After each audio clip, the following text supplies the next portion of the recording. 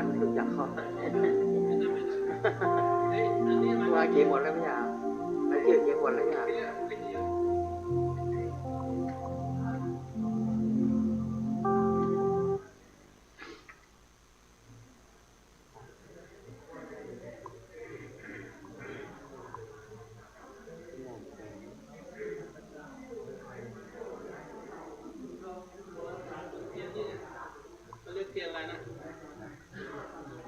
นี่คือพิจารอาจารย์พิจารเป็นองค์ท่านต้นนี้จุดพระประธาน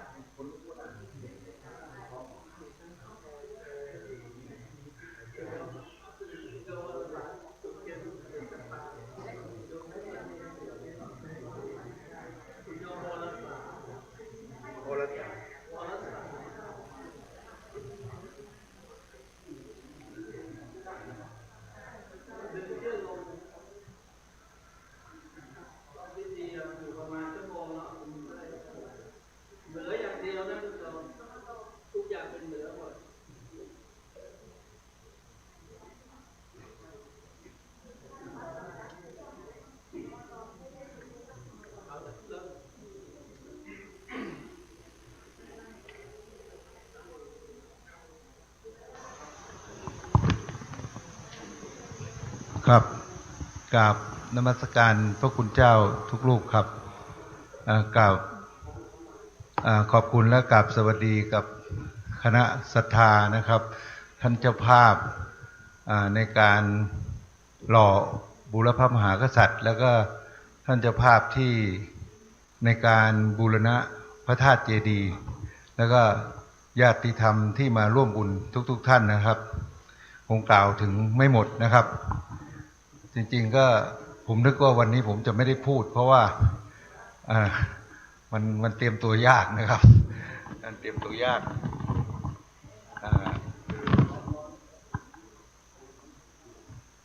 เนื่องจากว่าได้มีโอกาสในวันนี้ก็คือเป็นการจัดพิธีสืบชะตาหลวงขึ้นนะครับเพื่อเป็นสิริมงคลกับท่านคณะเจ้าภาพแล้วก็ญาติธรรมทุกท่านที่มีส่วนร่วมบุญร่วมกุศลในการดำเนินการทุกสิ่งทุกอย่างในสำนักวิปัสสนาปฏิบัติบูชาพระพุทธบาท400แห่งนี้นะครับเป็นสาขาของหลวงปู่ทองซึ่งหลวงปู่ทองนี่ท่านได้นำพาลูกศิษย์มาสร้างนะฮะจากกุศลเริ่มต้นที่แม่ชีสุวรินทร์แม่ชีแก้วได้กับญาติได้บริจาคที่ดินนะครับหลวงปู่ได้นำพาลูกศิษย์มาสร้างมุ่งหมายก็คือเป็นสำนักปฏิบัติธรรมสายของหลวงปู่นะครับสายยุบหนอพองหนอซึ่งผมก็คิดว่าทุกท่านที่มาเนี่ยก็คงรู้จักคุ้นเคยเป็นอย่างดีแล้วนะครับหลักๆก็คือที่วัดพระธาตุสีจอมทองวรวิหารนะครับที่อำเภอจอมทองนะครับนี้จะไม่กล่าวเลยก็หลายท่านก็อาจจะงงว่ามารวมตัวกันได้ยังไงนะครับในสำนักวิปัสสนาแห่งนี้ในปัจจุบันนะฮะได้มีดำริในการที่จะหล่อองค์พระมหากษัตริย์บุรพมหากษัตริย์5พระองค์นะฮะมีสมเด็จพระนางจามเทวีนะครับสมเด็จพระแม่สุพรรณกัลยาสมเด็จพระนเรศวรมหาราชสมเด็จพระเอกาทศรสและสมเด็จพระเจ้าตากสินมหาราชนะครับซึ่งเดิมทีมีศาลพระพลาเล็กๆอยู่ด้านหลังเจดีย์นะครับเดิมทีเนี่ยสถานที่เป็นที่โล่งก็เหมาะสมตามกาลและเวลานะครับพอเราไปสร้างเจดีย์แล้วเจดีย์ก็บดบังนะครับแล้วก็มีท่านผู้รู้หลายท่านได้มากล่าวว่าอันดินแดนข้างบนเนี่ยเป็นดินแดนของพุทธเจ้านะฮะดินแดนของเหมือนของพระถ้าเทพหรือพระมหากษัตริย์ซึ่งท่านเป็นเจ้าเมืองสมควรที่จะอยู่ด้านหน้านะครับก็มีการมาชี้สถานที่กันหลายครั้งนะครับจนตกผลึกแน่นอนว่าโอเคครับว่าสถานที่ที่เหมาะสมก็คือบริเวณที่มีโครงสร้างซึ่งเป็นศาลาพระพลาบำเพ็ญบุญที่ได้ขึ้นไว้แล้วนะครับขออนุญาตเล่าสักนิดก็ได้ครับคิดว่าทุกท่านคงเสียเวลาเล็กน้อยนะครับคือเดิมทีเนี่ยผม ยังไม่มีทุนทรัพย์นะครับทางสำนักเนี่ยไม่มีทุนทรัพย์อะไรที่จะทำมีแต่คนดำรินะครับมีคนดำริจะทำแต่ไม่มีเริ่มสักทีแต่แล้ววันหนึ่งก็มีการทักทายถามว่าไหนศาลาพับพาบำเพ็ญบุญเป็นไฉนนะครับก็เลยมีโอกาสในการจัดปริวาสเมื่อมีนาปีที่แล้วนะครับในเมื่อมีการทักท้วงว่ายังไม่เริ่มดำเนินการทักทีก็โอกาสดีที่พระมาเป็นจำนวนมากนะครับผมก็เลยเตรียมการแล้วก็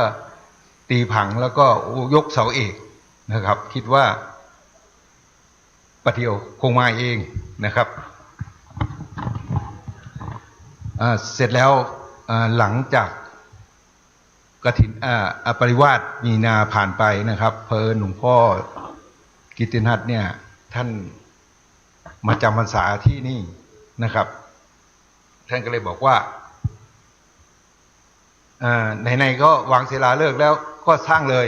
นะครับโดยที่ยังไม่มีปัจจัยท่านก็ไปหาเงินส่วนหนึ่งมาเป็นค่าแรงแล้วก็ไปเอาวัสดุจากร้านมาทำก็อย่างที่เห็นนะฮะต่อเนื่องมาถึงจนกฐินที่ผ่านมาก็ความก้าวหน้าก็อย่างที่ท่านผ่านมาแล้วก็ได้เห็นกันนะครับแล้วก็เป็นอีกมิติหนึ่งถึงได้เกิดงานในวันนี้ขึ้นนะครับก็ไม่เป็นการเสียเวลาเป็นข้อมูลคร่าวๆเพื่อรับรู้เบื้องต้นนะครับถ้าท่านใดก็สนใจก็สนทนาก็เป็นส่วนบุคคลได้ครับผมครับก็เข้าสู่พิธีนะครับขออนุญาตเรียนเชิญท่านอาจารย์ทัศนีสิริขวัญสุวรรณนะครับได้จุดเทียนธูปบูชาพระรัตนตรัยครับผมมีครับ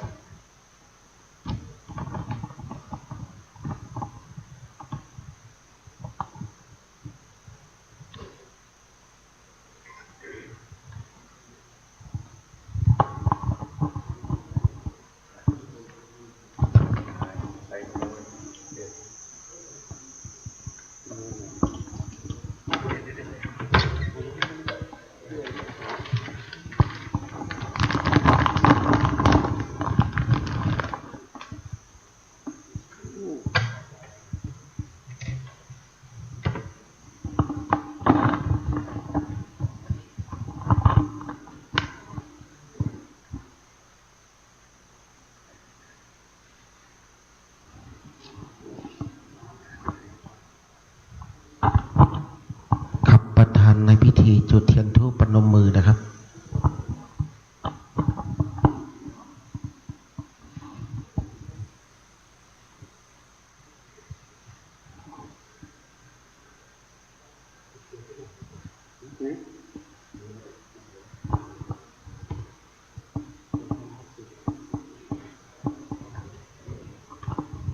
ครับลำดับต่อไปขอเรียนเชิญคุณวรสา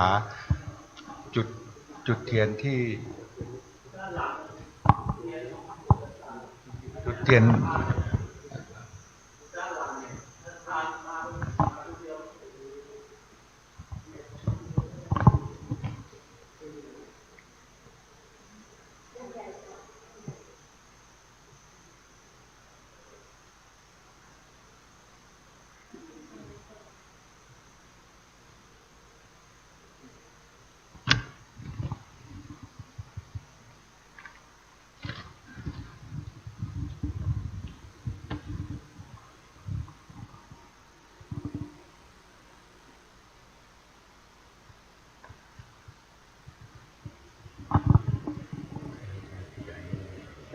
ผู้จาร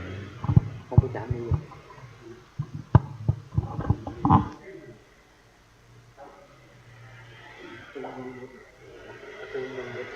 เมื่อหมดเลยก็ท่านให้สีทั้งหมดจะแบบกันเดียวหมดเลยน้องทุกวันนะจะกันเดียวหมดเลยนะ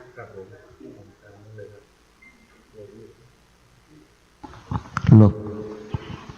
ครับต่อไปเราจะได้ทำพิธีไหว้พระฮอบศีลทางภาคเหนือนะครับเนาะมากรรมบูชาพระพุทธพระธรรมพระสงฆ์พร้อมกันนะครับ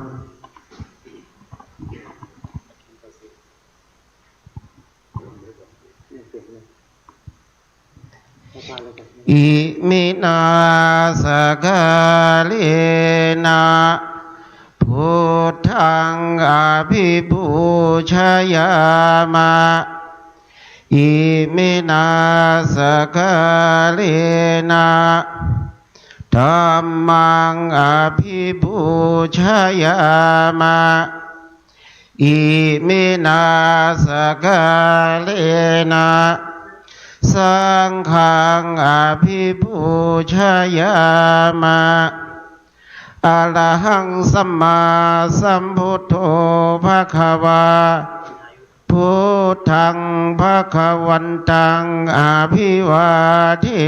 มิสวากขาโตภควตาธัมโมธัมมังนามัสสามิสุปฏิปันโนภควโตสาวกสังโฆสังฆังนามามิอาราธนาศีล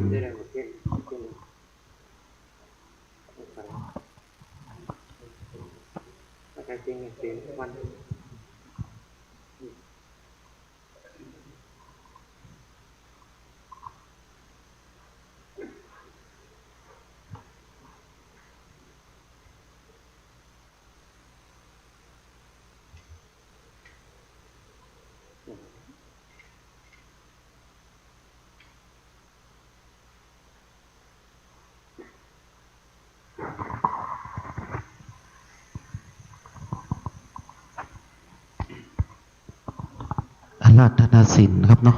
พร้อมกันนะครับมายังบันทิติสาลานินาสาปัญจศีลานิยาจามะทุติยัมปิมายังบันทิติสาลานินาสาปัญจศีลานิยาจามะตติยัมปิมายังพันเตติสาลานินาสหปัญจศีลานิยาจามะนะโมตัสสะภะคะวะโตอะระหะโตสัมมาสัมพุทธัสสะนะโมตัสสะภะคะวะโตอะระหะโตสัมมาสัมพุทธัสสะนะโมตัสสะภะคะวะโตอะระหะโตสัมมาสัมพุทธัสสะนะโมตัสสะภะคะวะโตอะระหะโตสัมมาสัมพุทธัสสะ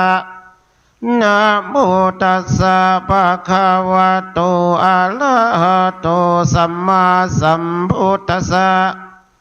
นะโมตัสสะภะคะวะโต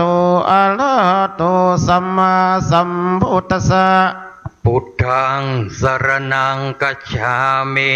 พุทธังสรณังคัจฉามิธัมมังสรณังคัจฉามิ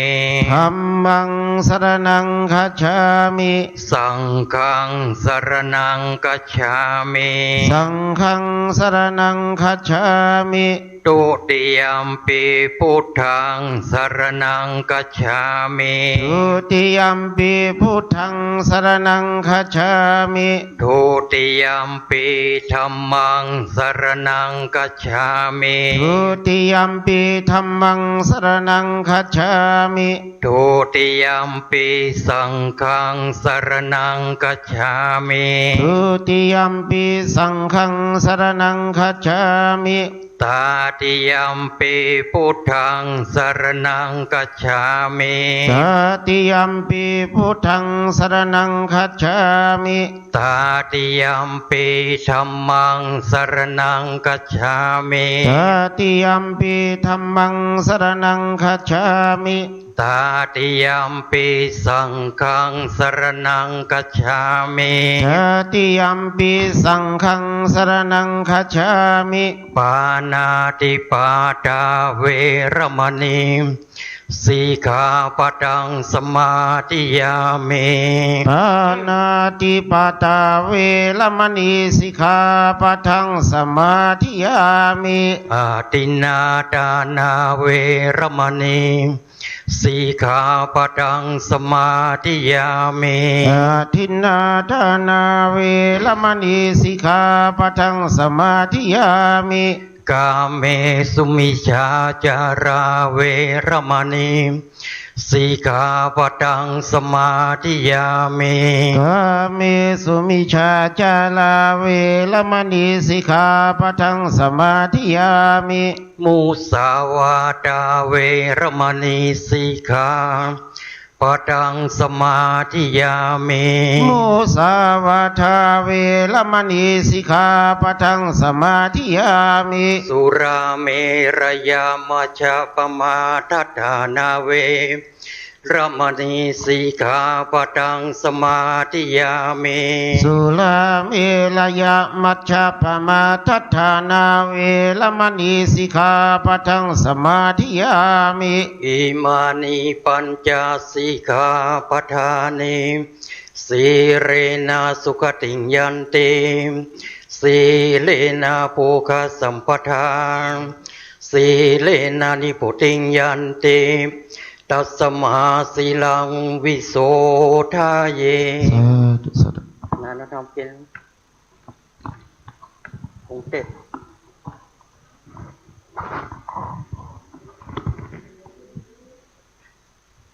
เก่งเก่งเก่ง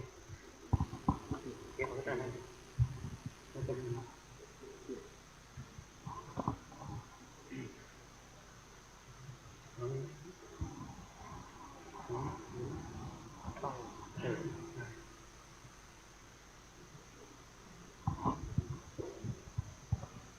ฟังธรรมนะครับเนาะทางภาคเหนือนะครับ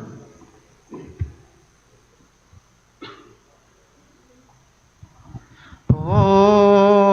มิจารุกาธิปติสหปฏิกัตอัญชริวลังอายัญจตสันติตาสันตาปรคาทตาเท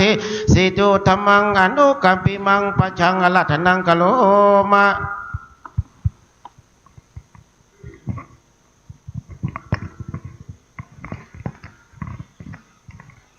นะโมตัสสะปังกวันโตอะระหะโต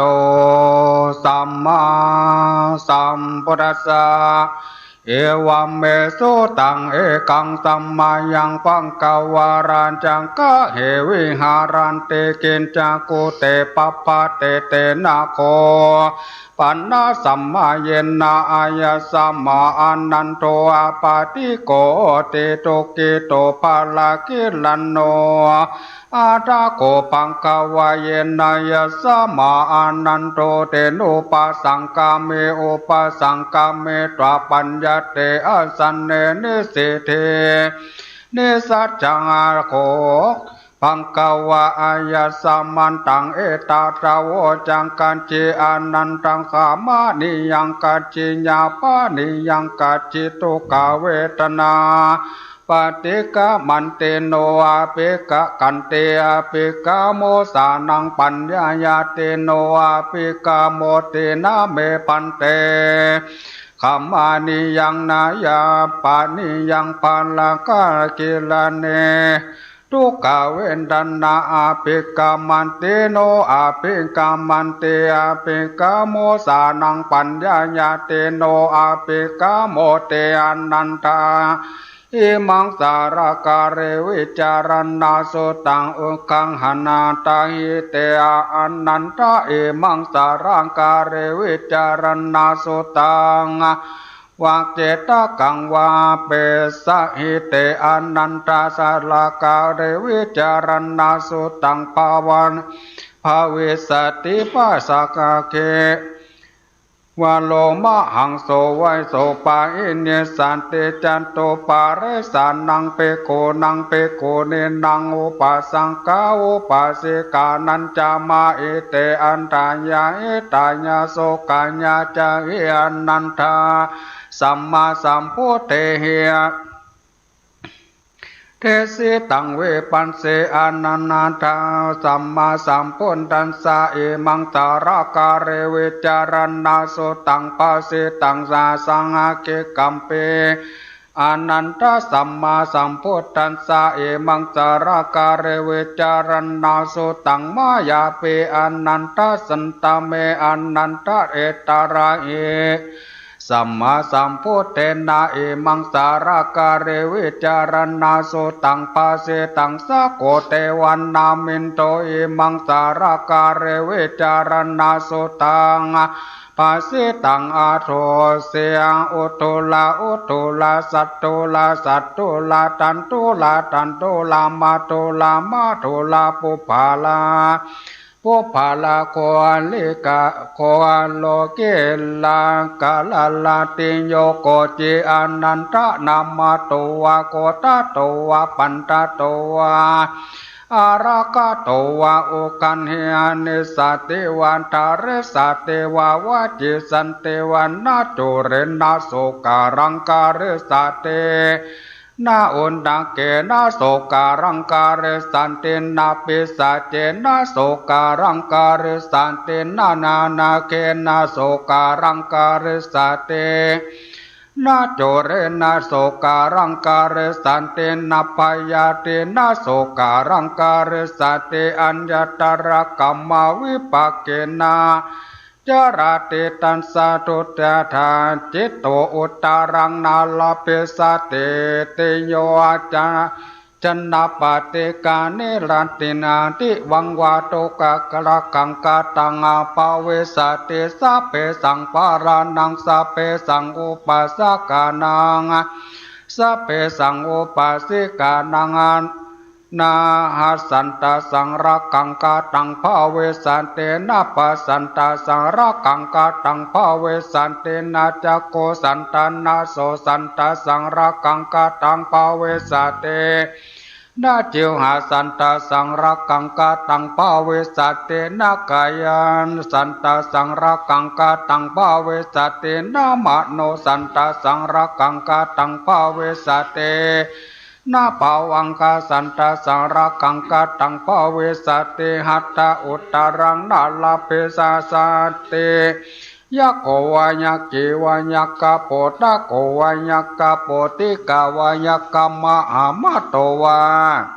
ยะกะมหามาเตวายักกะปะเรสัจโจวายักกะปะเรสัจเจวายักกะปัจจารวายักกะปัจจาเรวากันดาโพวากันดาเพวากันดาโปตะโกวากันดาโปติกาวากันดาปะมะอามาโตวากันดาปะมะอามาเตวากันดาปะปะเรสัจโจวากันดาปะปะเรสัจเจวากันดาปะปัจจารวากันดาปะปัจจาเรวากุมพันโตวากุมพันเตวากุมพันดาโปติโกวากุมปันดาโปติกาวะกุมปันดามาอามาโตวะกุมปันดามาอามาเตวะกุมปันดาปาเรสัจโจวะกุมปันดาปาเรสัจเจวะกุมปันดาปัจจารวะกุมปันดาปัจจาเรวันนาโกวันนาเกวันนาคาโปตะโกวะนาคาโปติกาวันนากัมมะอามาโตวันนากัมมะอามาเตวันนาคาปาเรสัจเจวันนาคาปาเรสัจเจวันนาคาปัจจารวะนาคาปัจจาเรวะมหาราโกมะวามหาราเกวะปาลาตะโกวะปาลาติกาวะปารัตตาวะโชวะภารัตวะชีวะปะทุนตาจิตโตภิกขุนังวะภิกขุนีนังวะอุปาสกานังวะอุปาสิกานังวะกุติยาอารักขายาวิหิงสายาปัสโสกาวิหายาเตอัตถา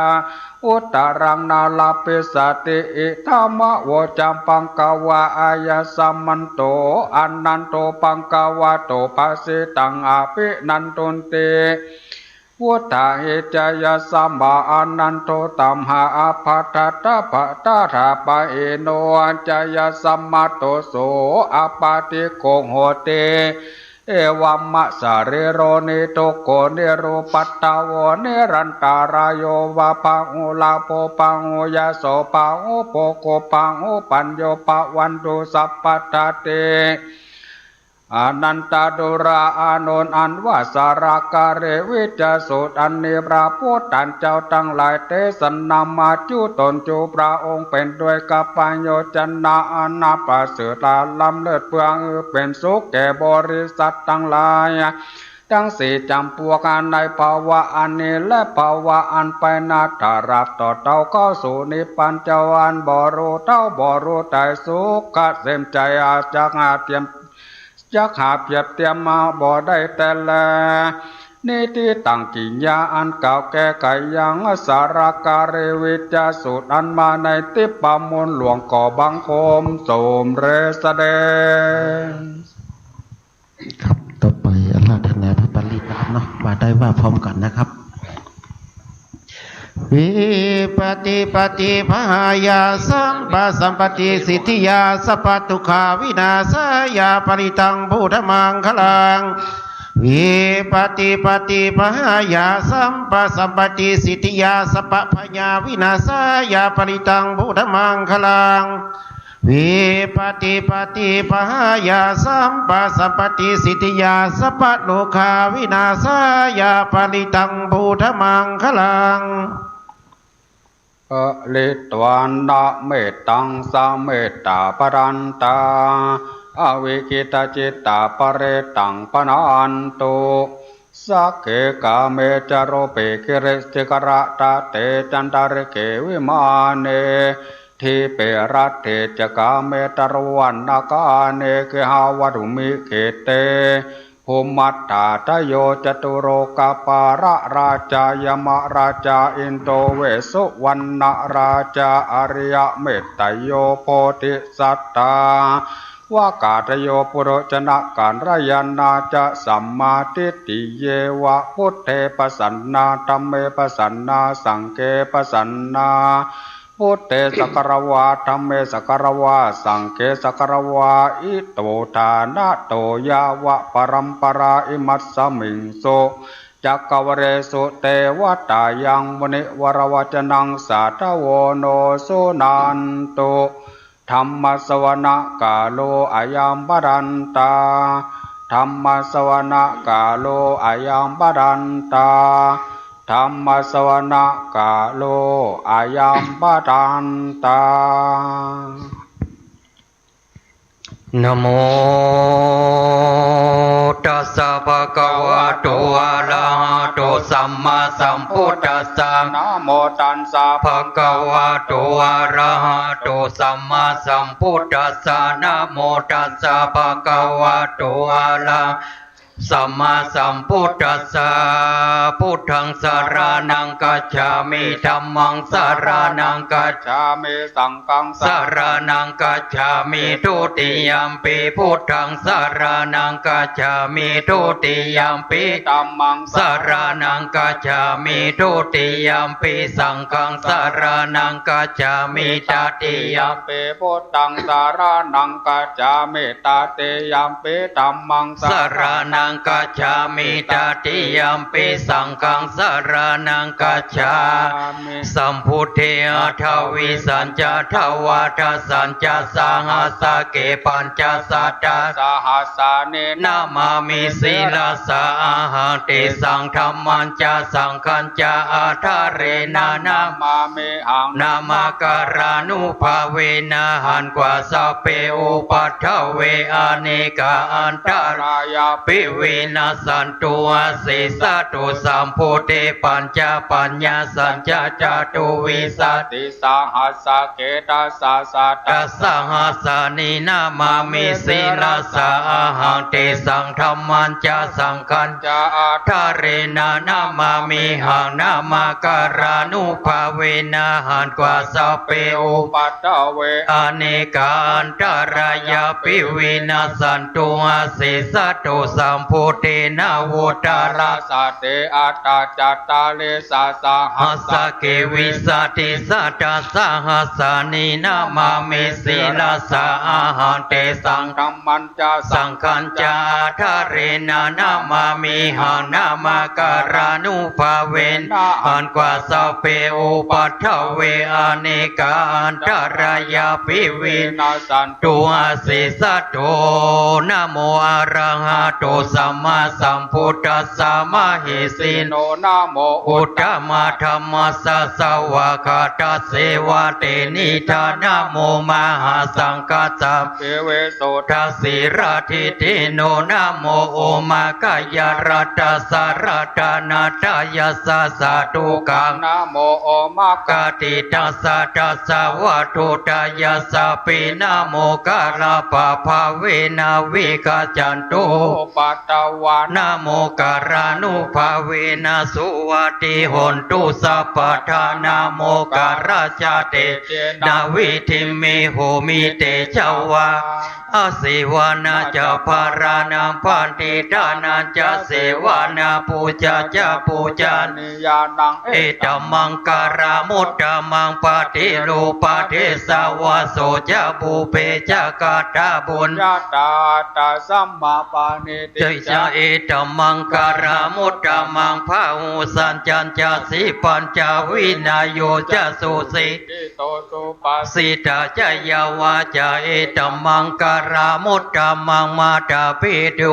ปัฏฐานาพุทธาตา ราสะสังฆะโหอานา กุลาจะกัมมันตาเอตมังการามุตตมังทานันจะธรรมจาริยันจะยาตา กานันจะ สังฆาโหอานาวาชานิกัมมานิเอตัมมังรามุตตมังอาราติวิลาติปะปามาชาปานาจะสัญญาโมอาปาม หาโตจะตัม เมโสเอตัมมังการามุตตมังการาโวจานิวาโตจะสันโตเตจะกาตัน ตากาเลนะธรรมสาวานัง เอตัมมังการามุตตมังคันติจะโสวาจะสัตตาสัมมานานันจะทัสสะนัง กาเรนะ ธรรมชากาชาเอตัมมังการามุตตมังตะโพชาพมจาริยันจา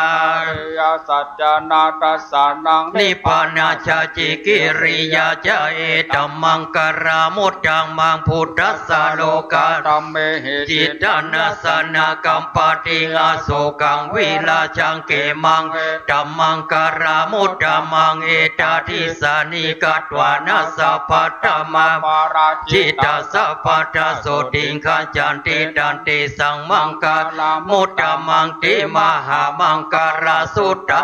ยังกินชีวิตจังอิทาวาหุรังวาสักเขสุวายังรัตานัง ปาเนตัง นาโนสัมมังอติตาทาคาเตนะอิตัมปิพุทเทรัตานังปานิ ตังเอ เตนะสัจเจนะสุวัติหนตุกายังวินากังอามาตังปานิตัง จักขาสักกายา มุนิสัมมาหิโตนะเตนะธัมเมนะสัมมาทิกินจิ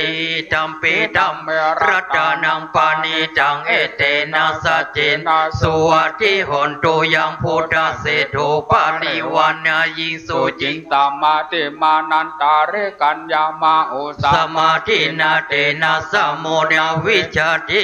ตัมปิตัมเมรัตานังปานิ ตัง เอเตนะสัจเจนะสุวัติหนตุเยบุคาราอัตสะตังปัส สัตตาจัต ตานิเอตานิโยคานิหนเตเตทักขินายัง กัตตัสสะสาวกา เอเตสุทินานิมหาภารานิอิทัมปิสังเกรัตานัง ปานิตัง เอเตนะสัจเจนะสุวัติหนตุเยสุปยุตตามานา นาสัต ทาเพนานิกามิโนโกตมัสสะทันตัมเตปฏิปัตตาอามาตังวิคายหารัตถัง ตาเนโปเต็ง ภูชามานาอิตัมปิสังเกรัตานังปานิตังเตนะสัจเจนะ สุวัติหนตุขีนังปุรานังนาวันนาติสัมภาวัง เวรัตตาจิตาย ยติเกภวะสมิงเตขีนาภิจาเวโรนิจันตานิปันติทิรายาทายัมปาติโพ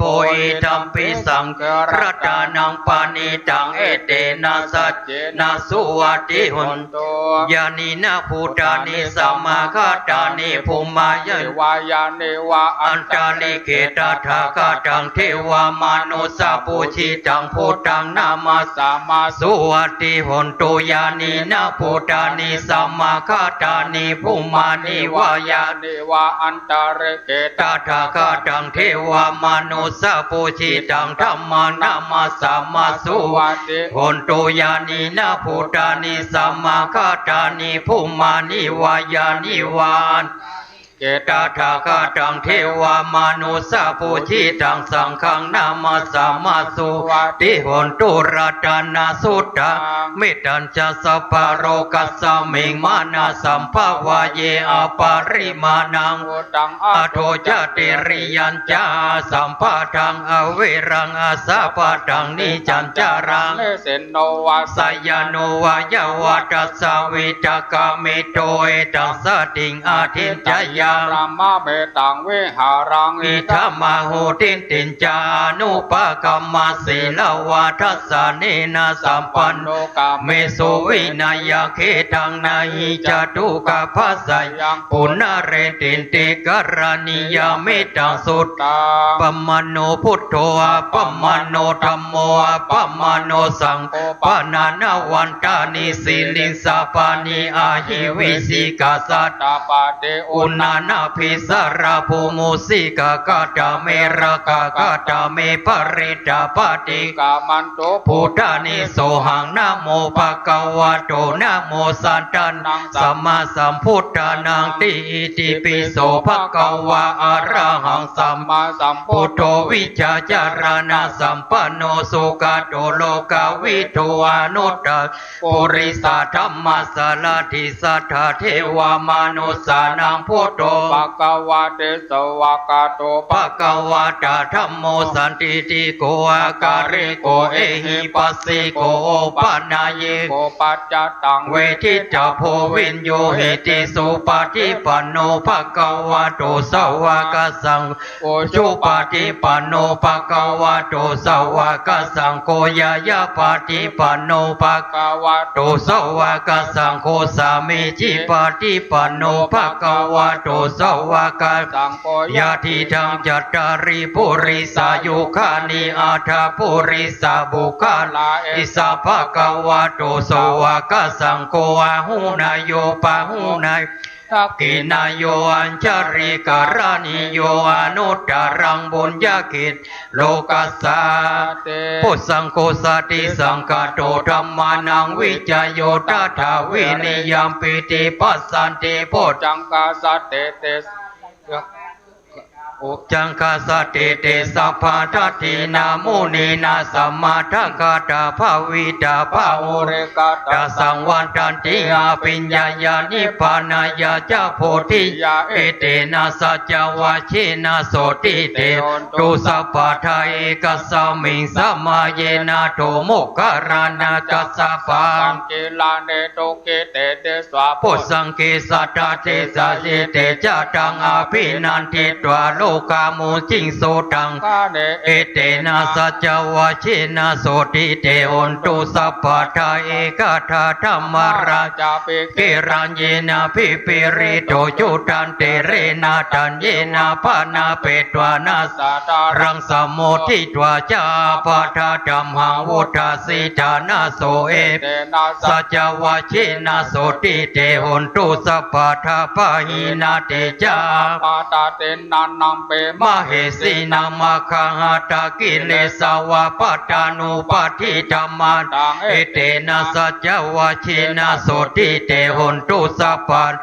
ยันทุนิมิจังอาวามังการัญจโยจัมมานาโปสะโกนาสัตตโตปะปะกะโหตุสุปินังอากันตังพุทธัง ปาเวนาวิ วินาสเมนโตยันตุนิมิตังอาวามังการัญจโยจัมมา มันนาโป ปุสะโกนา สัจโตปะปะกาโหตุโสปินังกันตังธรรมานุภาเวนะเวนะสเมนโตยันโตนิมิตา อาวะมังการัญจโยจามานาโปสักโกนาสาสะโต ปะปะคาโหตุโสปินังอาการตังสังกานุภาเวนะสเมนโตพะหุงสหสมาคินิเมตาสาวรันตังคิเมฆารังอุทิจาโกราชา เสนา มารังธนาทิธรรมวิธินาชิตตวามุเนนโทตันเตจัสสาว าตุเต ชยามังกรานิมาราติเลกามาติโยติทัสสะภราติงโครัมปานาลาว กรรม ธรรมกตยาคังคันติสุทันตวิธินาชิตตวามุนินโท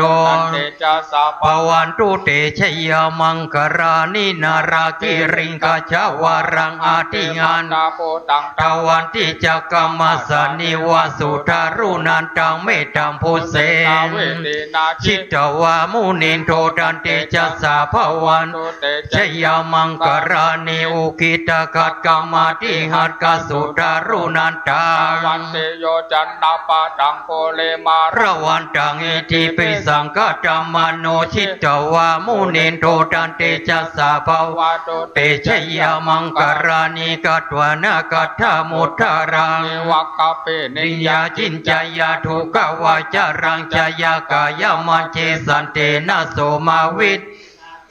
วามุนินโทตันเตจัสสะภวันตุเตชยามังกรานิสัจจังวิหายา มาเตสัจ จักวาทาเกตุงวาทาพิโลปิตามานังอาทิ อันดา ปุตังปัญญาปฏิปัจจาริโตชิตตวามุนินโทตันเตจัสสะ ปวา ตุเตชยามังกรานินันโทปานันทาโพชากังวิพุตา อิเตงโกเตนะเตระโปจักเกนะ ธรรมาปยันโตเอโตปะเทสวิธินาชิตตวามุนินโทตันเต จะสา ปวันตุเตชยามังกรานิทุกังอาทิติโพชาเกนะสุต ตัตตะ หาทางพระมังวิสุทธิโจติเมปิปากาติจานังญาณาคา เตนาวิ วิธินาชิตวามุนินโทตันเตจัสสะภวันตุเตช ย ยา มัง ก กะ รานิเอตาปิพุทธชยามังกรังอัฏฐกถาโยวาจันทินาทิเนสระเตมาทันติตวานาเนกเวทินานิ โจปัตตวาว านิโมขังสุขังอาทิกมายานโรสปัญ โย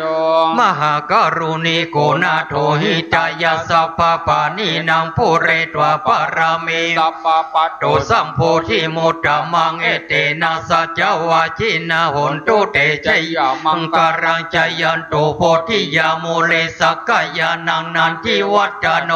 วังตาวังเว โอหิจายาสุจายามังกะเรอปาราชิตาปัลลังเกง เตปาตาเว ปุกาเลอภิเสเกสัพพะพุทธานังอากาปะโตปะโมตติสุนักตัง มังกาลัง สุปปะตังสุโหติตังสุกโนสุโมโตจะสุเยตัง พระมา จาริสุปะทักกีนังกายกรรมังวาจากรรมังปะทักกีนังปะทักกีนังมโนกรรมังปานิทิเตปะทัก กีนา ปะทักกีนานิกัตวันราพันตเถปะทักกิน เน เตอัตรัฐาสุกิตาวิโรนาหาพุทธสัสสันอโรกาสุกิตาโหนทัสสะสัพเพหิยาติม เป นัตถิเมสารนังอัญญังพุทโธเมสารนังวารังเอเตนะสัจวัจ เจนา อุนตุเตชยามังกรังนัตถิเมสารนังอัญญังธัมโมเม สารนังวารังเอเตนะสั สัจวัชินะหุนตุเตชยามังกรังนัตถิเมสารนังอัญญังสัง โกเมสา สารนังวารังเอเตนะสัจวัชินะหุนตุเตชยามังกรัง ลัง ยังกินจีรัตนังโลเกวิชาเทเวเวตังโพธุรัตนังพุทธสมังนาติตัสสมาโสติภวันตุเตยังกิน เจ จี รัตนัง โลเกวิชาเทเวเวตังโพธุรัตนังธรรมสมังนาติตัส สมา โสติภวันตุเตยังกินจีรัตนังโลเกวิชาเทวิวิ โปโต รัตนังสังฆสมังนาติตัสสมาโสติปวันตุ เต พุทโธมังกรสัมโพโตสัมโพโตติปาทุตโมพุทธมังกรมะ กัมมา สัพพทุกขปะมุญจเลธัมโมมังกรสัมโพโตคัมปิโลทุตโส วานุงดัมมามังการะ มาคัมมัสสะภะปัญญาปะมุญจลิสังโฆมังกรสัมโพโตวาลาทัก เกนาย โยอนุตตโรสังฆมังกรมาคัมมัสสะภะโลกปะมุญ จาเล อาทิอุณหสวิจโยธัมโมโลเกอนุตตโรสัพพสันตาหิตัตดังดังขันหิเทวเทปาลิวาเชลาชาตเตอามานุต เต ปาวะเกปยาเกนาเกวิเสโพเตอาการามราเนนะจัสสะ ปัสสะมะมารันดามุ มุตโตตาเปตวาการามาริตังทัสเสวาอนุภาเวนะอุนโตเทโวสุขิสัทธาสุทัสสีลังสมาทายาตัมมังสุจาริตังจาเลทัสเสวาอนุภาเว เวนะ อุนโตเทโวสุขิสัทธาริกิตังจิตติตังภูจังตารานัง วาจันนัง กรุงปาเลสังเทสานังสุตตตัสสะอายุปวัน ตาเต อาทิอุณหสวิจโยธัมโมโลเกอนุตตโรสัพพสันตาหิทัตตาย ะตังตรังกัน กาหิเทวเตปาลิวาเชลาจตเตอามานุเส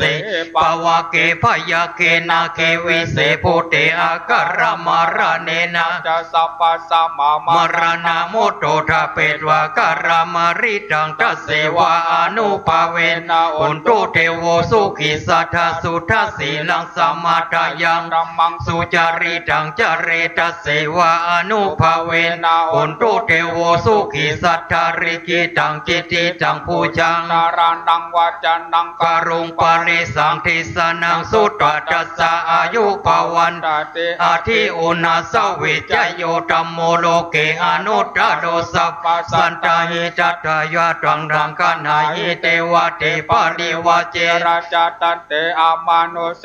ปาวะเกพยาเกนาเกวิเสโพเตอาการามารานนะจัสสะปัสสะมารณามุตโตทาเปตวาการามาริตังทัสเสวาอนุ ภาเวนะ อุนโตเทโวสุขิสัทธาสุทัสสีลังสมาธัมมังสุจาริตังจาเล ตัส เสวาอนุภาเวนะหุนโตเทโวสุขิสั สัตตา ริกิตังจิตติตังภูชังดารานังวาจานังการุงปาเรสังเตสานังสุตตตัสสะอายุปวันตา เต สกัดวาพุทธรัตนังโอสาทังอุตตมังวะลังอิตังเทวา มานุสานัง พุทธเตชินาโสตินานาสันตุปัตถวาสพเพทุกขาอุปัสสะเมนตุเตสกัดธรรมรัตนังโอสาทังอุตตมังวะลังปาริลาอุปัสสะมานัง รัมมาเตเจนะโส โสตินานาสันตุปัตถวาสพเพพยาอุปัสสะเมนตุเตสกัดวา สังการะ ตานังโอสาทังอุตตมังวะรังอาหูนายังปะหูนายังสังฆา เตเจนะ โสตินานาสันตุปัตถวาสพเพโรกาอุปัสสะเมนตุ ตุเต เปสัจจังเทวามนุสสานังกาโกตังเตติกังลาสังอัมปิลังลาวานันเจวาสัพพปายาเทวินัสสันตุเอกตาเว เต เต จโตปัญจจา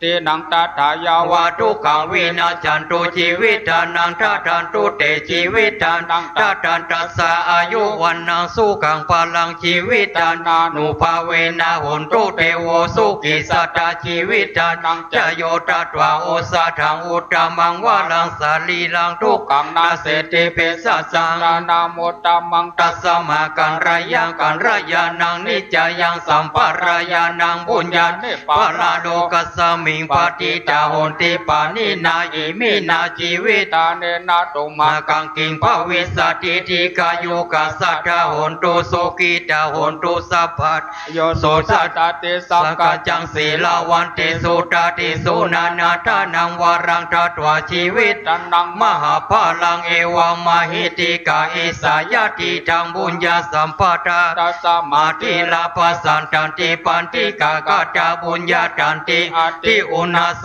วิจโยนิธิโต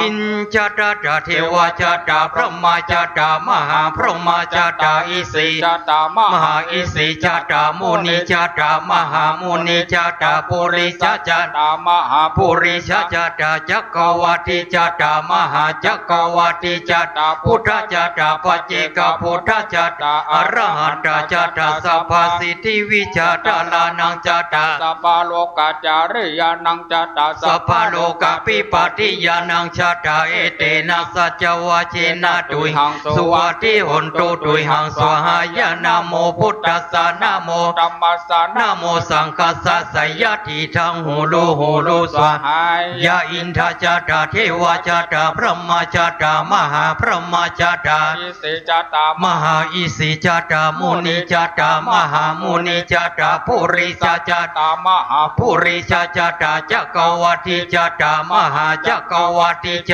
ตาพุทธจตาปัจเจกพุทธจตาอรหันตจตาสัมมาสิทธิวิจตารานังจตาสัพพโลกาจาริยานังจตาสัพพโลกาปิปติยานังจตาเอเตนะสัจวะเจนะตุยหังสุวัติหนตุตุยหังสวายานะโมพุทธัสสะนะโมธัมมัสสะนะโมสังฆัสสะสยติทังหูลูสวายาอินทจตาเทวจตาพระมาจตามหาพระมาจตาอิสิ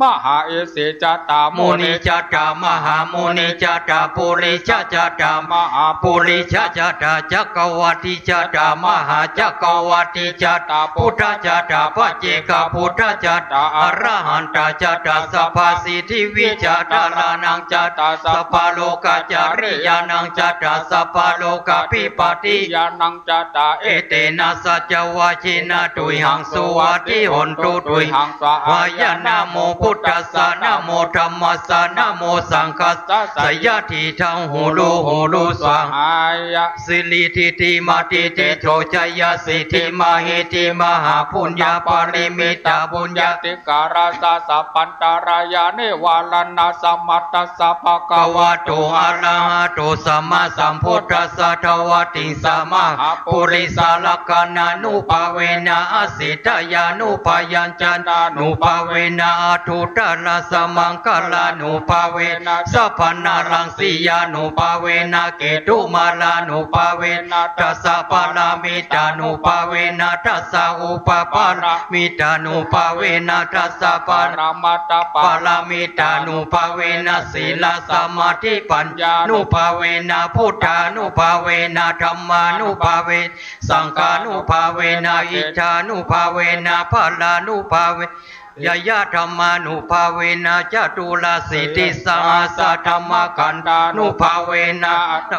กุตลธรรมานุภาเวนะอัฏฐังคิกานุภาเวนะอัฏฐสมาปฏิยานุภาเวนะจลาพิญญานุภาเวนะจตุสัจจยานานุภาเวนะ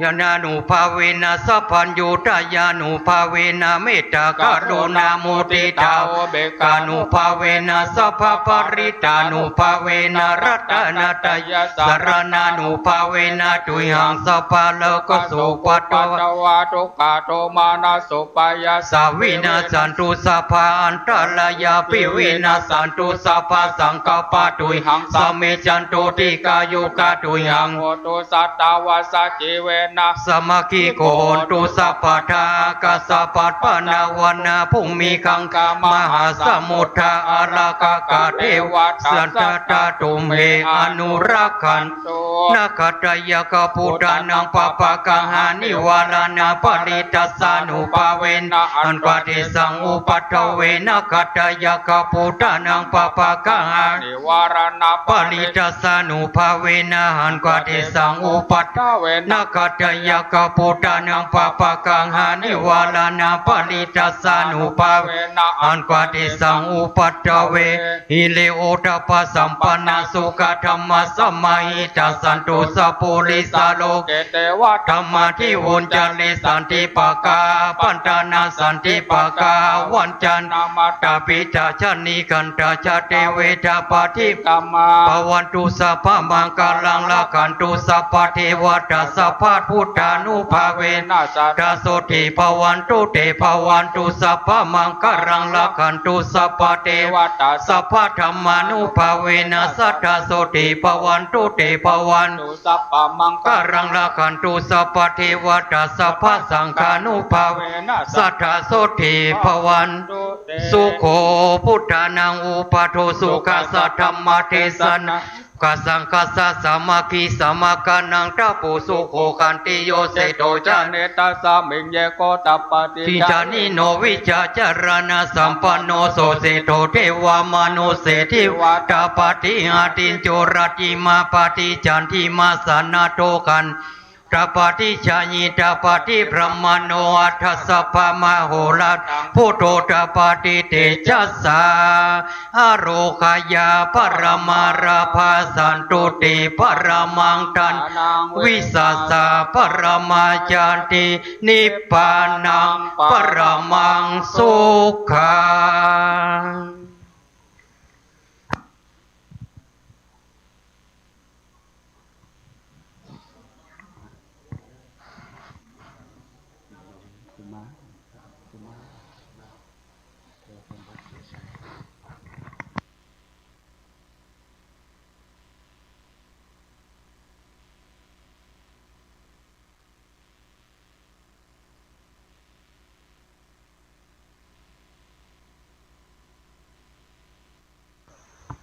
ครับต่อไปเราจะทำพิธีทางศาสนาทางเหนือต่อนะครับเนาะสุมาควตานนะครับ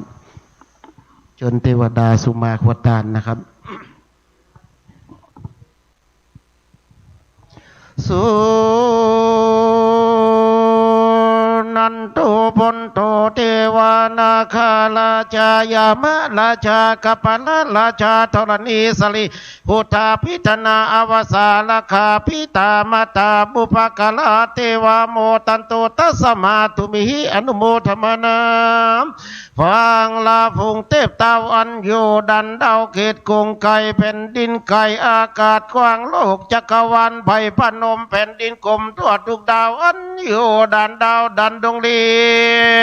อันอยู่ในนาทีนันนามทุกเดือนทำสารสีตั้งเสญญาและวันลีตั้งคีรีปะพะเตอาสุเลมากบนมีตั้งกุมภานนามขันทับยักษ์สีไตลาธิราชองค์อินอมรินจันทราชากามวจลาอันเชิญมาตัวตั้งคงสละแผ่ถึงพรมมนมากตลาดต่อเต้าเนวาสัญญาเชิญมาปัตตาอนุโมทนา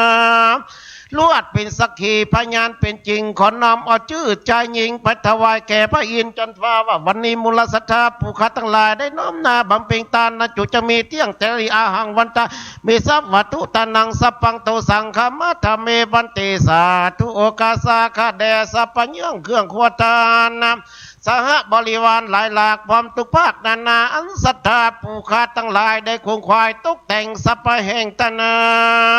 อันหามาโดยชอบประกอบโดยเจตนายามเมื่อดาแต่งห่างขึ้นลำสร้างของตานบ่ได้แป่งปันยุดย่อนหลอนได้กินก่อนตานลุนบ่ได้ปังปุ้นไปส่วนหลอนได้หนวนยุบเอายำหม่วมเมาเน็บพอบาตันได้พอคสีเหลืองจะได้ดาตีได้ก่อนเขาจ้างอดอ่อนก่อนกินหูได้ยินออกปากเป็นคำหยาบผากรุนแรงได้จากแข่งขนาบกำไรยาปปโลมีโมโหเกี่ยวโกรธผู้ข้าก็รู้ว่าเป็นโทษเลยเวรคามะบ่ได้ควบยำดัดดาออกปะว่างนงานลังเตือนลูกหลานมาไกลได้ขับไล่จำนีกลัวเป็นวจีกับกำปากลัวเป็นบาปและกลัวเป็นคำหลอกกระทำฟ้าว่างนอนยืนนั่งข้ามกายเหงื่อใครน้ำลายตกใส่ตั้งเส้นบุกน้อยใหญ่ตกใส่ของตาน้ำบางเตือนลังจานถอยถาดบ่พอสะอาดมอใส่ลงลืมไปปังป้าด้วยความประมาทละสากลัวเป็นพญาโตดใหญ่จึงตกแต่งใดนำมายังตุกปะบุพาราชาดองดอกและน้ำเป็นโรดกาใส่จืนจอยปุขน้อยขอสุมาขอความวิเศษธนาทานท่านจะพูดให้หายกลายเป็นอโหสิกรรมอย่าเป็นนิวรณ์ทำไปนาแก่ศรัทธาผู้ข้าทั้งหลายจูบูจูคนจูใหญ่น้อยใจยิงนั้นจูจะมีเที่ยงแต่ดีกันยะทะเลวจีทะเลมโนทะเลสันจิตจะสันจิตจะอติตะโตสังอนาคตะโตสังปัจจุบังขมันตุโน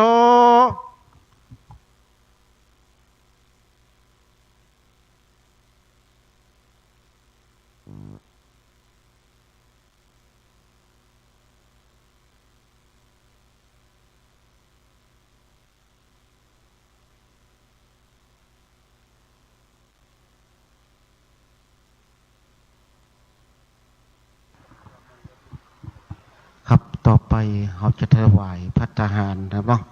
ตั้งนะโมสามจบพร้อมกันนะครับนะโมตัสสะภะคะวะโตอะระหะโตสัมมาสัมพุทธัสสะนะโมตัสสะภะคะวะโตอะระหะโตสัมมาสัมพุทธัสสะนะโมตัสสะภะคะวะโตอะระหะโตสัมมาสัมพุทธัสสะต่อไปถวายนะครับเนาะเขาว่าพร้อมกันเลยนะครับเนาะอิมานิมะยังพันเตพัตตานิสัปริวารานิภิกขุสังฆสะโอโนชยามะสาธุโนพันเตภิกขุสังโฆอิมานิพัตตานิสัปริวารานิปาติคันหาตุอัมหากังทีคารตังหิตายะสุขายะข้าแด่พระสงฆ์ผู้เจริญข้าพระเจ้าทั้งหลายขอน้อมถวายภัตตาหารพร้อมทั้งของอันเป็นบริวารทั้งหลายเหล่านี้แก่พระภิกษุสงฆ์ขอพระภิกษุสงฆ์จงรับภัตตาหารพร้อมทั้งของอันเป็นบริวารทั้งหลายเหล่านี้ของข้าพเจ้าทั้งหลายเพื่อประโยชน์และความสุขแก่ข้าพเจ้าทั้งหลายสิ้นกรณานเทินสาธุครับต่อไปนี้นะครับเนาะไปที่ศาสนาทางภาคเหนือเฮาก็สำเร็จลุล่วงไปด้วยดีนะครับเนาะต่อไปนี้ก็เอาไฟออกหัวก่อนก็ได้นะครับเนาะเอาไฟออกเลยนะครับเนาะรอสักกรรมนะครับเนาะเขาจะได้ประเคนขันของพระพุทธก่อนนะครับเนาะเดี๋ยวกำลังรอสักกรรมนะครับทางพิธีศาสนาเขาก็เรียบร้อยนะครับเนาะคณะศรัทธาเขาเอาไฟลงได้แล้วครับเนาะเอาออกจากหัวได้เลยนะครับเนาะ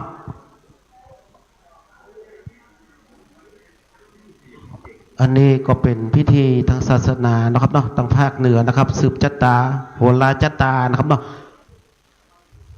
อันที่ปดีก็หมดไปนะครับต่อไปนี้ก็จะไม่ได้สิ่งที่ดีๆเข้ามาในตนในตัวของเรานะครับจะมีความเจริญก้าวหน้าในการงานและหน้าที่นะครับเนาะมีความสุขภายในครอบครัวนะครับดังนั้นก็ขอ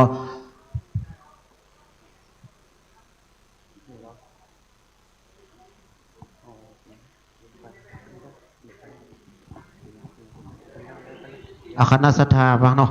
เดี๋ยวรอสักกรรมนะครับเนาะ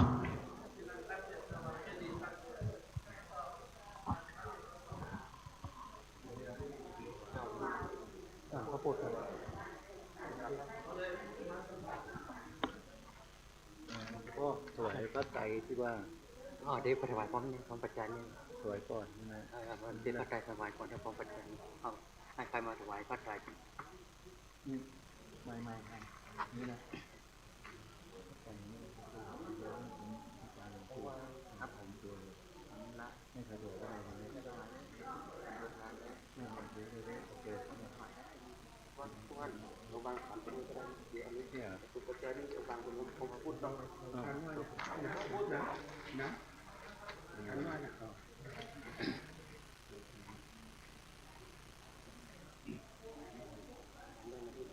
ใช่ไหมใช่นะ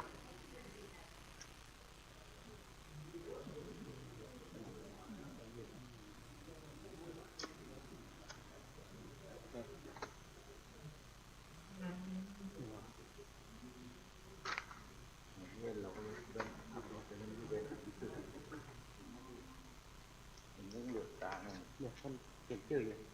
ชื่อเราอะไรชื่อนิมนต์ตัวพี่อูสักหน่อยก็ได้แล้วครับ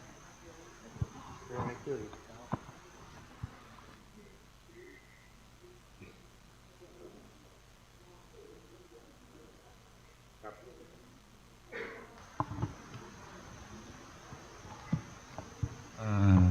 ขออภัยนะครับพอดี แว่นผมนี่เป็นแว่นขับรถพอมาอ่านหนังสือยิ่งงงเข้าไปใหญ่เลยครับลำดับต่อไปนะครับผมมีแทรกนิดหนึ่งก็คือว่าผมคิดอยู่ในใจว่าทุกครั้งเราปริวาสเนี่ยเราจะจัดถวายพระไตรมุทิตาหลวงปู่ทองด้วยนะครับทีนี้ช่วงเตรียมงานเนี่ยผมไม่ได้เตรียมพระไตรเมื่อวานเนี่ยผมก็คิดในใจว่าขอให้คนมีเอาพระไตรมาสักผืนนะครับเมื่อเช้าก็พระไตรมาพอดี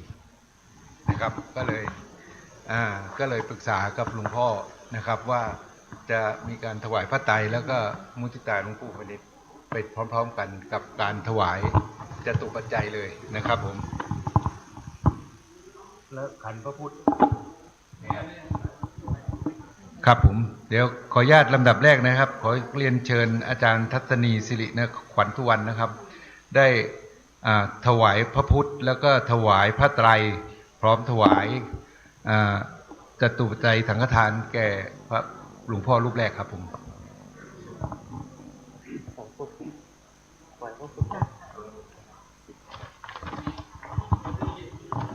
ส่งที่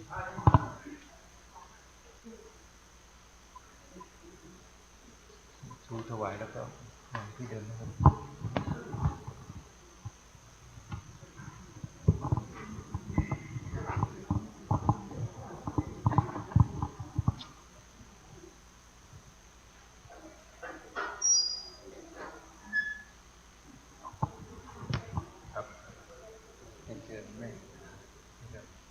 ถวายพระไตรนะครับเดี๋ยวพระสงฆ์ท่านจะมุทิตาผู้พร้อมกันนะครับผม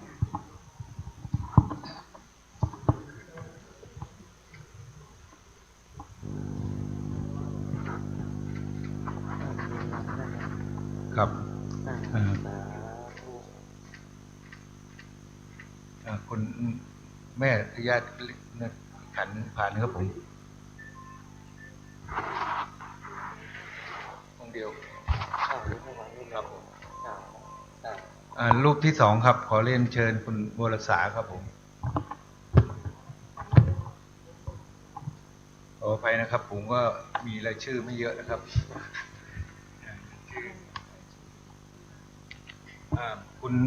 คุณแม่ทัศนีหรืออาจารย์ทัศนีเมื่อท่านเป็นเจ้าภาพ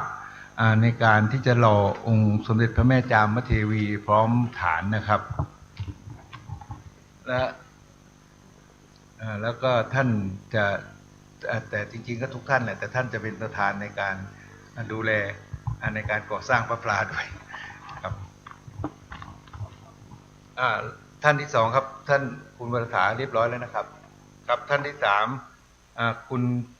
คณะของคุณภาสกรคุณชยันทรนะครับพัฒปัญญบูรณ์นะครับตัวแทนขึ้นมาพร้อมครับผมท่านนี้เป็นเจ้าภาพหล่อองค์สมเด็จพระนเรศวรมหาราชครับ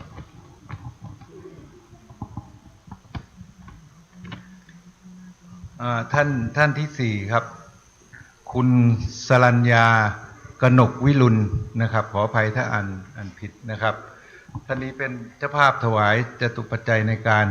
หล่อองค์พระแม่สุพรรณกัลยาพร้อมฐานครับโดยมีท่านพระอาจารย์จิรศักดิ์เป็นประธานในนามของเจ้าภาพกลุ่มนี้นะครับลำดับต่อไปครับคุณขวัญชัยคุณวรรมาธารพุทธครับท่านนี้เป็นเจ้าภาพในการปูกระเบื้องรอบพระธาตุเจดีย์ครับในการบูรณะเจดีย์ซึ่งเราจะได้ไปห่มพระธาตุนะครับพระธาตุเราได้มีการทำสีใหม่แล้วก็ปูกระเบื้องรอบพระเจดีย์ครับผมลำดับถัดไปนะครับคุณสุทธาเทพหัสดินณอยุธยานะครับกับคุณดอกเอื้องหน่อแก้วนะครับเรียนเชิญครับ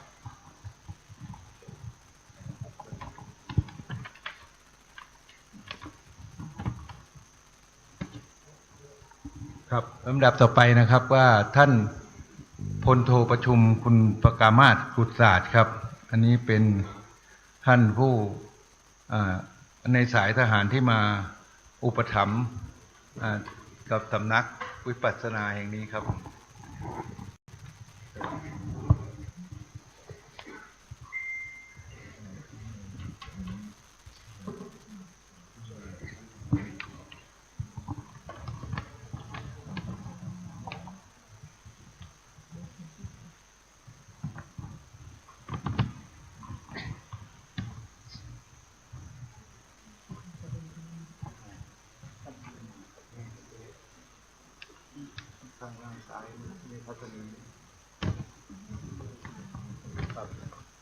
ท่าน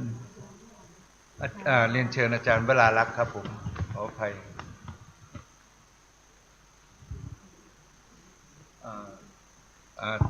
สุดท้ายแล้วใช่ไหมครับเหลือมีผ่านเรียนเชิญพ่อครูสมพรวงแสงครับอันนี้จริงๆในสำนักนี้ก็เกี่ยวข้องเยอะในเรื่องของสายบวงสรวงครับตั้งแต่ปัญหาเรื่องน้ำตั้งแต่ต้นเมื่อ10 กว่าปีที่แล้วซึ่งเรามีปัญหาเรื่องน้ำนะครับ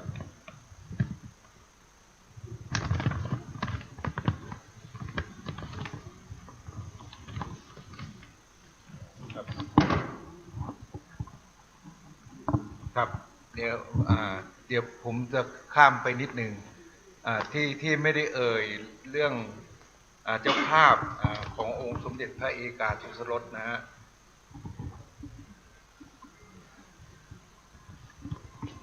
สำหรับสมเด็จพระเอกาทศรสเนี่ยจะไม่มีเจ้าภาพหลักก็เป็นความประสงค์นะครับ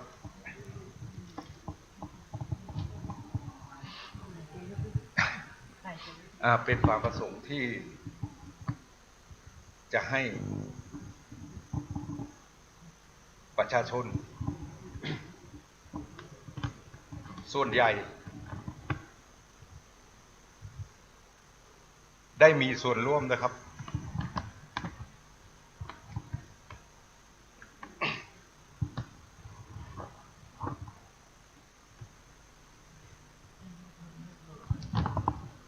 ก็เลยตั้งเป็นองค์พระป่าสามัคคีนะครับก็เรียนเชิญทุกท่านครับผม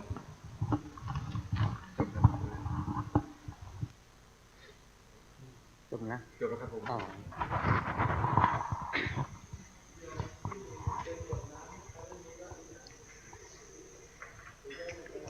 วันนี้ญาติโยมทั้งหลายส่วนมากคงจะเป็นศิษย์ของหลวงปู่ทองไม่ว่าหลวงปู่ทองท่านจะมาสร้างสำนักที่ไหนในภาคเหนือทุกภาคของประเทศไทยของเราญาติโยมถึงเป็นศิษย์หลวงปู่ทองก็ไม่ละความพยายามถึงจะไกลแค่ไหนท่านก็มาด้วยความจริงใจมาด้วยความเมตตา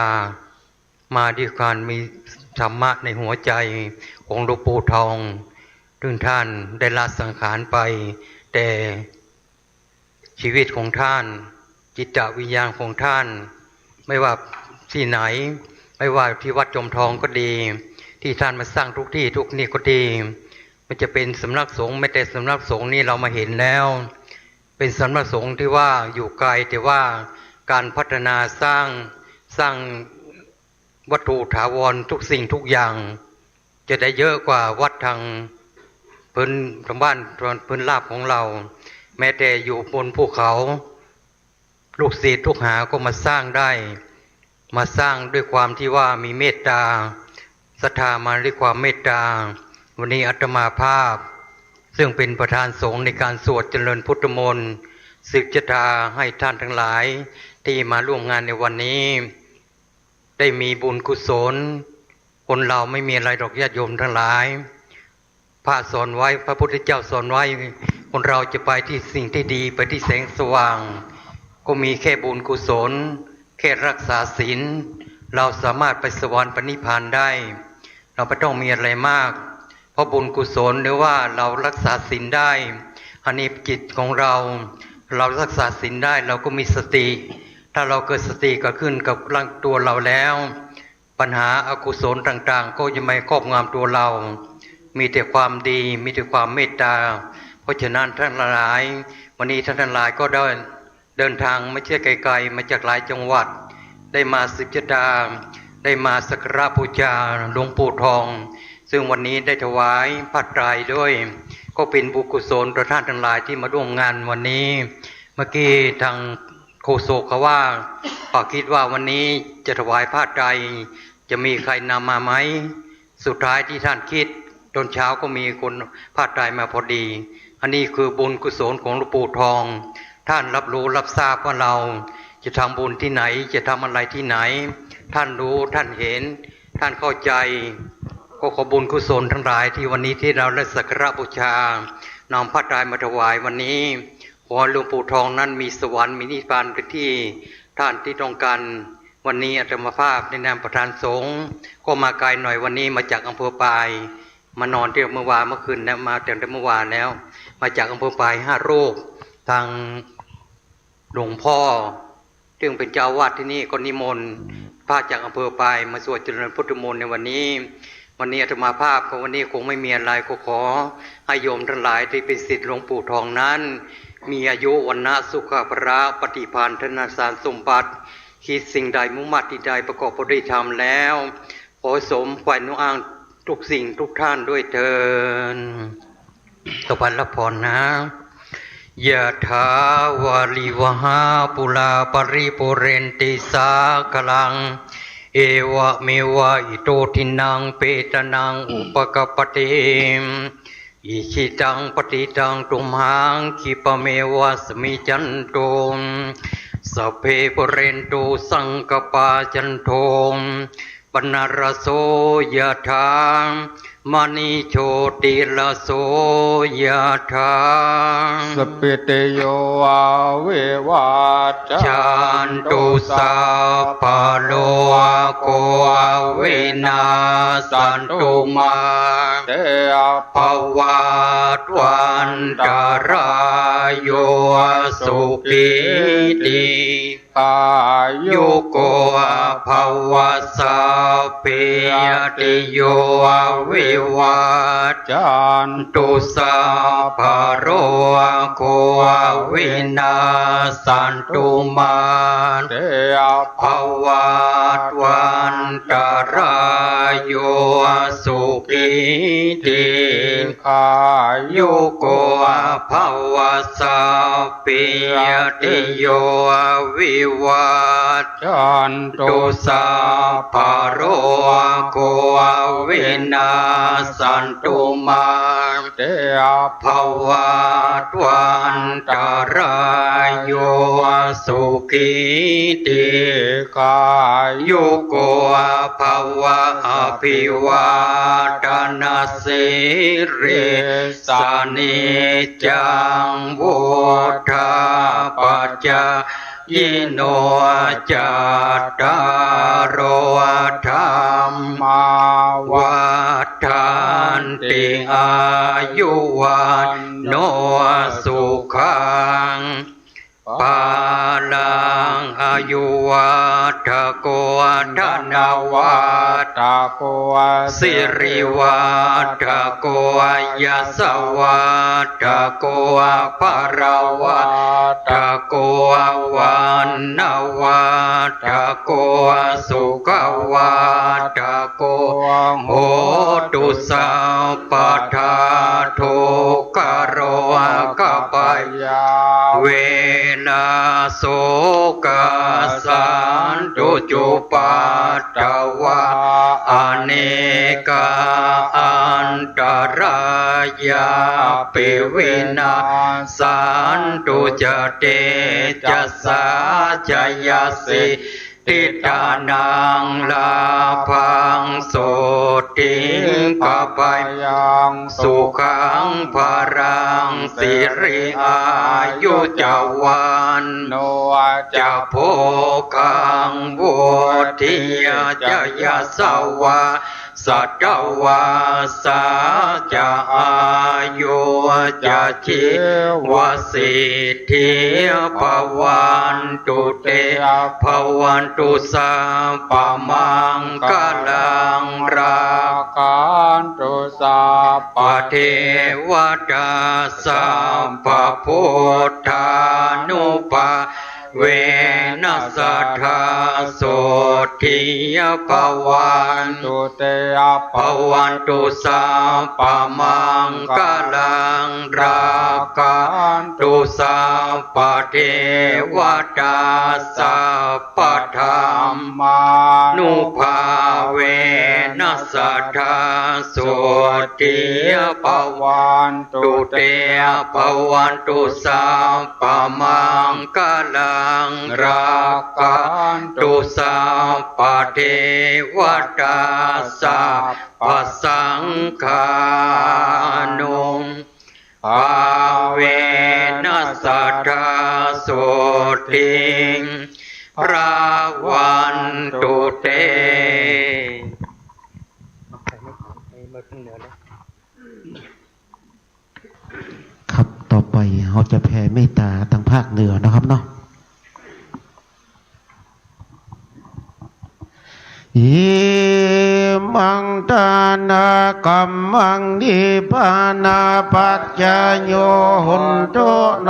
นิจังอิมังสีละ กัมมัง นิพพานาปัจจโยหุนโตโนนิจังอิมังภาวนากัมมังนิพพานาปัจจโยโตโนนิจังยังกินจิกุสลังกัตถัมพังกัมมังสัพเพหิกาเตหิ ปุญญังโนอนุโมทันตุสุนันตุพุนตุเยเทวาอัสสมิงทานิอาติคาตา กายุ กาสัทธาหุนตุสัพพสัตตานังสุขีอัตตานังปาลิหาลันตุมาตาปิตาตา ตุตุกาปามุ มุนจันตุสัพพิยาติกาสุขิตาหุนตุตุกาปามุนจันตุสัพพิอายาติกาตาหุนตุตุกาปามุนจันตุสัพพิปิสาสัพพิยัคขาสัพพิปิตาสุขิตาหุนตุ ตุกาปามุน จันตุสัพเพนักขัตตาสุขิตาหุนตุตุขาปามุนจันตุสัพเพเทวาสุขิตาตุตุขาปามุนจันตุสัพเพอาจาริโยปัจจายาสุขิตาหุนตุปามุนจันตุสัพพสัมปตินังสามินจันตุโวพุทโธมังคลาสัมพุทโธสัมพุทโธพุทธมังคลามะกัมมาสัพพทุกขปามุนจะเลธัมโมมังคลาสัมพุทโธคัมภิโลโตตัสโสอนุงธัมมะ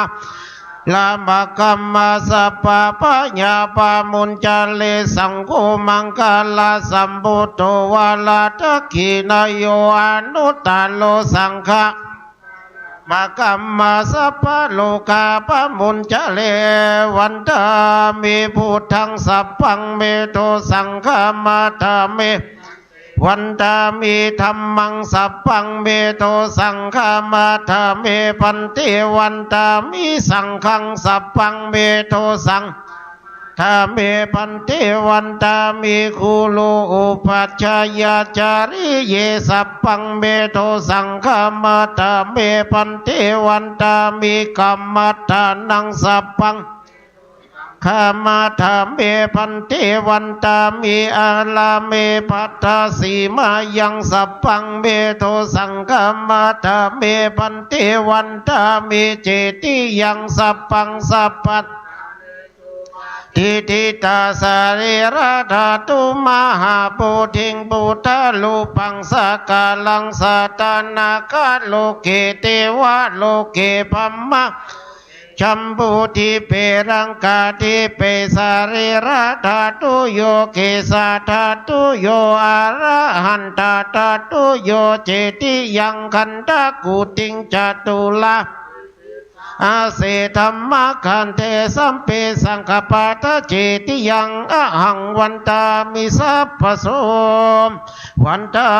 มิพันติสัพพังอาปาลาตังขามาตาเมพันติมายากาตังปุญญังสามินาอนุโมทิตาปังสามินากาตังปุญญังตาตพังสาธุสาธุอนุโมทามิสเปจิโยวิวัชันตุสัพพะโรโควินาสันตุมาเตภวัตวันตาลายโยโยโกภาวะอภิวาทนาสิลิสานิจังวุธาปจายโนจัตตาโลวัฏันติงอายุวันโนสุขังพลัง สาธุครับต่อไปเขาจะไหว้พระกำนะครับเนาะอะระหังสัมมาสัมพุทโธภะคะวาพุทธังภะคะวันตังอาภิวาเทมิสวากขาโตภะคะวะตาธัมโมธัมมังนามัสสามิสุปฏิปันโนภะคะวะโตสาวกสังโฆสังฆังนามามิครับต่อไปเขาขอพระอาจารย์ประพรมนะประพรมน้ำมนต์นึกก่อนนะครับเนาะครับเดี๋ยวระหว่างรอเตรียมพรมน้ำมนต์นะครับ อาจารย์ผมน้ำมนต์นะ ผมต้องกราบขออภัยนะมีข้อผิดพลาดท่านสังเกตว่าท่านอาจจะยังไม่สังเกตนะครับว่าที่เราบอกว่าเราหล่อ5 พระองค์แต่องค์ที่5เนี่ยยังไม่ได้พูดถึงเลย แล้วท่านเจ้าภาพ พิยาโมลิสกายานังนันเทวตาโนเอวังทวังวิจโยโหจายาสุจยามังคะเลอปาราชิตาปัลลังเกสีปัทเวโปกาเลอภิเสเกสัพพพุทธานังอาคาปโตปะโมทติสุนาคาตังสุมังคลังสุปาปะตังสุโหติตังสุกาโนสุโมโตจะสุเยทังพระมัจจาริโสปาทักกีนังกายกรรมังวาจากรรมังปาทักกีนังปาทักกีนังมโนกรรมังปานิติติปาทักกีนังปาทักกีนานิกัตวานาราพันตเถปาทักกีเนสาธุสาธุคณะศรัทธาท่านใดนะครับเนาะให้ผูกข้อมือเลยได้เชิญนะครับเมื่อกี้ที่ผมพูดค้างไว้นะฮะวันนี้ทางบริษัท PJ พัฒน์อนันต์จำกัดนะฮะจากกรุงเทพนะโดยนำโดยท่านคุณพลานี SA นะครับและครอบครัวนะครับท่านเป็นเจ้าภาพในการหล่อองค์สมเด็จพระเจ้าตากสินมหาราช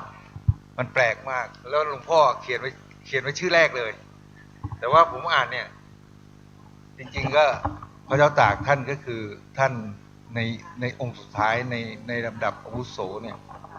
นะครับถึงต้องมาประกาศคือสุดท้ายเพราะว่าไม่น่าเชื่อว่าผมจะข้ามไปได้อย่างนั้นขนาดนั้นทั้ง2 รอบตั้งแต่ ก็ขออภัยนะฮะเดี๋ยวคุณแม่ทัศนีท่านมีจะสิ่งใดจะกล่าวเล็กน้อยครับเชิญครับขออนุญาตสั้นๆนะคะกราบนมัสการพระประธานสงฆ์กราบนมัสการพระสงฆ์ทุกท่านนะคะแล้วก็กราบนมัสการหลวงพ่อกิตินัทญาติโยมทุกท่านค่ะดิฉันทัศนีสิริขวัญสุวรรณนะคะรู้สึกดีใจมากที่ได้มางานวันนี้นะคะแล้วก็ปลื้มใจมากที่รับทราบว่าขณะนี้มีผู้รับเป็นประธานจัดสร้างสมเด็จกษัตริย์ทั้ง5 พระองค์เรียบร้อยแล้วก็ปลื้มใจมากเพราะว่าตอนแรกทราบว่ามีแค่มีผู้รับสร้างแค่2 องค์นะดิฉันรับสร้างเจ้าแม่จามเทวีจะเล่าเรื่องนิดนึงว่า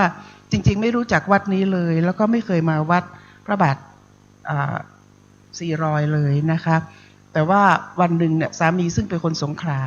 สามีทำงานอยู่ CP นะคะแล้วก็กลับไปบ้านที่สงขลาก็มีเพื่อนเขาบอกว่าขอช่วยให้ภรรยาเนี่ยรับเป็นเจ้าภาพสร้างเจ้าแม่จามเทวีหน่อยได้ไหมคือดิฉันเคยปรารถนาว่าจะสร้างองค์พระเจ้าแม่จามเทวีดิฉันเคยเป็นผู้อำนวยการพืชสวนโลกนะคะอุทยานหลวงราชพฤกษ์เนี่ยเสร็จแล้วตอนนั้นน่ะท่านก็มาประทับทรงแล้วท่านก็บอกว่าขอให้ช่วยสร้างพระรูปท่านในอุทยานหลวงราชพฤกษ์หน่อย ดิฉันก็รับว่าจะสร้างแล้วก็เตรียมการจะสร้างแต่ปรากฏว่าผู้ใหญ่ไม่อนุญาตผมรู้สึกเป็นเรื่องใหญ่อะไรอย่างเงี้ยค่ะก็ไม่ให้สร้างก็เลยไม่ได้สร้างก็ค้างอยู่ในใจเราแต่ก็ผ่านเลยมาเกือบ10 ปีแล้วนะคะอยู่ๆก็มีโทรศัพท์มาจากสงขลาว่าขอให้ช่วยรับเป็นเจ้าภาพหน่อยก็เลยรับทันทีโดยที่ไม่ถามด้วยว่าสร้างที่ไหนสร้างอย่างไรแต่ก็รับเพราะเราอยากสร้างอยู่แล้วนะคะทีนี้วันหนึ่งหลวงพ่อกิตินัทเนี่ยซึ่งก็ไม่รู้จักท่านเลยนะคะท่านก็ขอไปพบดิฉันทำรีสอร์ทอยู่ที่สันกำแพงนะคะเป็นเวลเนสรีสอร์ทท่านก็ขอไปพบก็นิมนต์ท่านไปพบเมื่อพบแล้วก็ได้คุยกันท่านก็ถึงทราบว่าสร้างตั้ง5 องค์แล้วก็มีเรื่องราวใหญ่โตมากมายที่เราควรจะสร้างทั้ง5 พระองค์นี้นะคะก็รู้สึกยินดีก็เลยตามท่านพอดีช่วงนั้นป่วยหลังจากหายป่วยแล้วก็ขึ้นมาบนนี้นะก็มาเห็นวัดเห็นสำนักสงฆ์ที่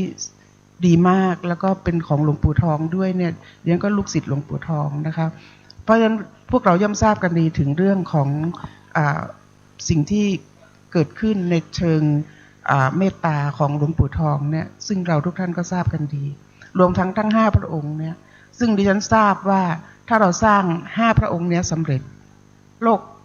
กเรานะไม่ใช่โลกไม่ใช่ประเทศไทยอย่างเดียวนะโลกนี้จะสงบและร่มเย็นมากโดยเฉพาะประเทศไทยของเราความวุ่นวายอะไรทั้งหลายก็จะหายไปนะคะก็อยากจะให้พวกเรามีร่วมจิตร่วมใจกันดิฉันหลวงพ่อท่านไปพบดิฉันวันนั้นเนี่ยเพื่อจะขอว่านอกจากสร้างองค์เจ้าแม่จามเทวีแล้วก็ขอให้ช่วยเป็นประธานทอดกฐินสร้างพระพลาถวายท่านด้วยดิฉันก็รับปากนะคะรับปากเสร็จแล้วก็ถึงขึ้นมาดูสถานที่อะไรต่ออะไรแล้วก็เชิญชวนเพื่อนฝูงไว้แล้วตอนนี้ก็เลยจะขอทั้งอีก4 ท่านที่รับว่าจะสร้างองค์ท่านเนี่ยนะคะได้มาร่วมกันเป็นประธานนะคะสร้างพระพลาด้วยกันนะคะอย่าให้ดิฉันเป็นประธานคนเดียวเพราะว่าเราควรจะได้รับบุญเท่ากันบุญนี้ใหญ่มากเป็นบุญของแผ่นดินนะคะเรามาช่วยกันทำแล้วก็ทุกท่านที่มาในวันนี้ก็มาด้วยนะคะแล้วไปบอกเพื่อนฝูงญาติมิตรทั้งหลายว่าให้มาช่วยกันทำบุญทำให้มากๆเพื่อที่วัดแห่งนี้เพื่อให้แผ่นดินนี้จะได้สงบร่มเย็นแล้วก็เป็นสุขยั่งยืนนานนะคะกราบขอบพระคุณพระสงฆ์ทุกท่านนะคะที่ได้กรุณาเมตตามาทำบุญในวันนี้แล้วก็หวังว่าวันทอดกฐินคงจะได้มาด้วยนะคะกราบนมัสการค่ะขอบพระคุณทุกท่านนะคะกราบเรียนเชิญทุกท่านแล้วก็เดี๋ยววันที่ทอดกฐินกำหนดแล้วคือ17 ตุลาคม 2568นะคะก็เรียนเชิญทุกท่านค่ะแล้วก็จะต้องขอชื่อขออนุญาตเอาชื่อใส่เข้าไปในใบเขาเรียกใบอะไร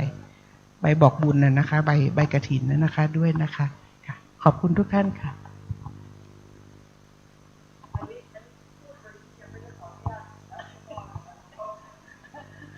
ไป5 ปีดีจากขอเรียนเชิญทุกท่านได้ไปห่มผ้าเจดีย์พร้อมกันนะคะข้างล่างค่ะ